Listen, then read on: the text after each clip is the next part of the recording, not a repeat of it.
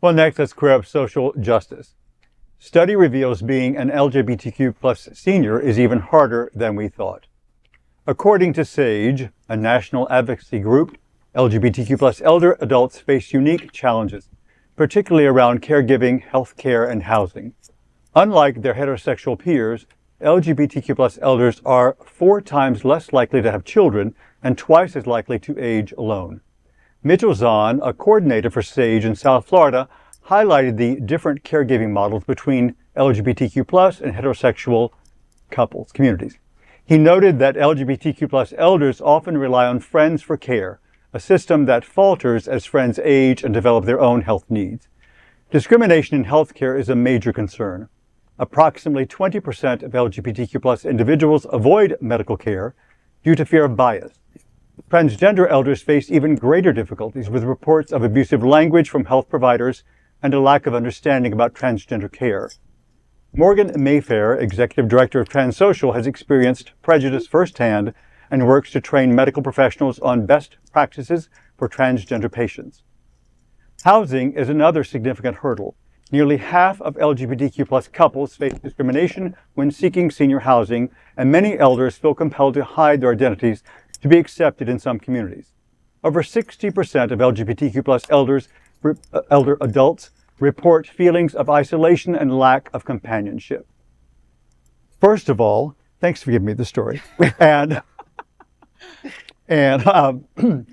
yeah, it is, the older one gets, the more these thoughts, no matter how many people you know and how many people know you, and no matter how much support you have from anything, and no matter how much you think back in the day when you were young, you wouldn't get to that point of thinking that, you know what, you think that. It could still happen. It happens. And no matter, your elders know things because they're elders. And it just happens. You start thinking about these things. So, people in the heterosexual community think about, how am I going to get by? How am I going to get through? So add to that, compound on that, what we are dealing with as people in the LGBTQ plus community of possible isolation, possible aging alone, all those things. Yeah, the fears, they're there. Yeah. They creep in, and I think it's foolish, and it's using what's the word we just used? Toxic positivity. Toxic positivity. It's spiritual bypassing, toxic positivity, to think that it's not. Yeah. So then what does one do then to take action and feel supported and make sure that you are going to be okay? Yeah. Because and think about it, communities like that are not Miami or that not Wilton Manors, where there are like no gay people. Yeah. What are those people going to do? So it has a big frightening component to it, no question. It has to. I don't think we take care of our elders like we should. You know? The community is so community is so youth oriented. We know ageism is real. The ageism is so real. I remember being a young, beautiful man on the dance floor and seeing an older person, I didn't feel disdain. I just remember looking and thinking, I don't want to be that person doing that to younger people, what that person just did to me. I know, because it's just not a good look. Yeah. And so I remember that all the time. They're trying to erase our history everywhere we go, right? But our history lies with our elders, with our senior LGBTQ plus elders, and I don't think we take care of them like we should, SunServe has a seniors group that they meet here all the time, and I love that. Fellowship is so important, right? I asked Cindy Brown, right? I was like, damn it, Cindy's not here, because this is like her specialty, right? Totally. So Cindy Brown, anchor here at Queer News Tonight, I love that woman. She is JCS Lambda Living Program Manager, right? And what she said about the story was, I quote, "In general, LGBTQIA older adults don't seek support for physical or mental health as they are concerned about discrimination. They also may not be receiving the benefits for which they're eligible for because of the same reason. Participating in activities with other seniors helps mitigate some of the issues resulting from social isolation," and just helping them. Fellowship is where it's at, I think. Edward, what do you think about this? Yeah, absolutely. The Pride Center itself has its own coffee and conversation every Tuesday too for elders and stuff. And it's so important to remain vital and to reach out. Sometimes as I noticed this in myself, I'm in my mid 50s, so I tend to start to isolate a little bit. And so it's important for me to reach out and find and connect with people, even now as we're getting older too, because my family is the people that I call family in my life is changing. And that's because I'm embracing more people. So, yeah, and you know, but I need all walks of life. I need people that are older than me. I need people that are younger than me, because the young people teach me things. You know, I mean, I bet they do. Well, but you know, but the older too. You know, I mean, they have the wisdom to know like what we've gone through, and so you know, that's it's so important to, you know, to acknowledge. Yeah, I had heard there was I can't remember who it was. It might have been SunServe, where they were putting together people, a senior and a younger person together. Like, what a beautiful element, you know, what they could teach each other, right? And it was like the younger person was teaching the older person how to deal with their phone. You know, something so simple to the younger person, right? But so important to for the older person to be able to communicate with people, and, you know? In fact, like our concert was just based on all of that. It was a celebration of multi-generations. And, you know, in part of our concert, you know, we had different people from all of the different groups, you know, from Gen Z, Millennial, Gen X, and just getting people just to talk about what pride means to them and what you know, what their concerns are. And, you know, it was a good message to put out there, you know, to getting people to talk about that, you know, and that's what it's about, is this conversation that we're having, you know. It's really fascinating for me, because I've always said that I'm really just a teenage girl in an old man's body.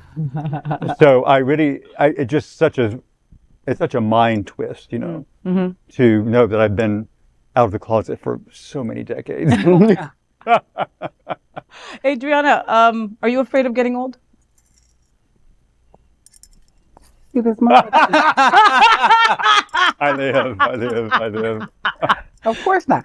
Well, I think about it like this: as a Black trans woman, the life expectancy of a Black trans woman is 35 years old. Wow. 35 years old. So I'm 49. And I work for an organization called Trans Inclusive Group, and I'm the program coordinator there. And I get calls consistently about housing for everyone. But there are so many calls that I get that are specific to trans people that are older. And it's like, I don't know what that answer is and what needs to happen and what needs to occur to fix that problem. But when you are a Black trans woman and you're triple marginalized, you know, you think about your situation, you know, or your situation whenever it is that you get old. But think about someone like me that's triple marginalized and has to go through these problems and issues. And do you think the life expectancy is changing? It must be getting, because 35 is so young. It is. Listen, women are dying daily. I mean, weekly. We're constantly, you know, violence I mean, I haven't. Everything that I've read on it, the life expectancy has still stayed at 35. Still been 35 years old. Yeah. That's so important to talk about, because that's something I would never know. You know, I mean, these are the conversations you need to hear. You know, because that is the group that desperately we need to be focusing on. You know. Right. But for the most part, it hasn't affected you, right? Yeah. And that's why it's coming across your table. You need to acknowledge it, right? And most white cisgendered men of your age won't. Out of sight, out of mind. Okay, so that right there is huge, to just say what you just said, Edward, because most is like, doesn't affect me, out of sight, out of mind. You know, I'm never going to be a Black trans woman, so I don't care. I never understood that, because, you know, I'm part of the LGBTQIAS2 plus spectrum, you know, that we call ourselves, you know, and it's like, you know, if I don't embrace the transgender community or the bisexual community, it's like, well, who am I in this, you know? And like, that's what it's all about. Yeah. And that is the idea that I was proposing in the last segment, where I was talking about redefining what it is to be community. You know, not just the pride parade, not just because I saw you at the bar and I gave you a kiss, but also access and actually understanding others' experiences. Each one of us has unique experiences sitting here at this table. This is this is community. The conversation we're having is community. And it's grounding when it comes back to housing. Like, how are we going to really house and hold space for one another in this community? For a basic human right, okay? You just want to have somewhere to lay your head. And eat and wash your ass. And that's everywhere. And that's a huge pillar of mental health as well. Yeah. You know, that's a huge pillar of our community, getting healthy, getting How do you get the job? How do you go to school if you don't have a place to live? How do you even worry about your health? How do you worry Yes. about your health Thank you. if you have nowhere to live? And also, You have bigger fish to fry. You got to eat that day. and also the point about the story about being discriminated in the medical in medical care. I have been discriminated against in medical care, and being who I am, and so just knowing that and the things that I have gone through, I've always thought myself to be very fortunate and very blessed to be able to advocate for myself, to have positions and access to certain privileges and resources. But I always go back to, if I was treated that way, then how do you treat everyone else? People who don't have the same, glow and hue and who aren't as porcelain, Who aren't as shine. You could be an older senior going through some stuff and you won't ask the questions, or you're treated in a certain way where you'll be afraid to talk to your practitioner. Defeated. You feel completely defeated. It's about us being intentional. That's what it is. People have to be intentional. Just like how you said, oh, I didn't know about this. Now you know. It's like, okay, well, how can I help? What can I do? How can I assist? Help fix the problem. Yeah. And that's how we start. It is. That's how we start.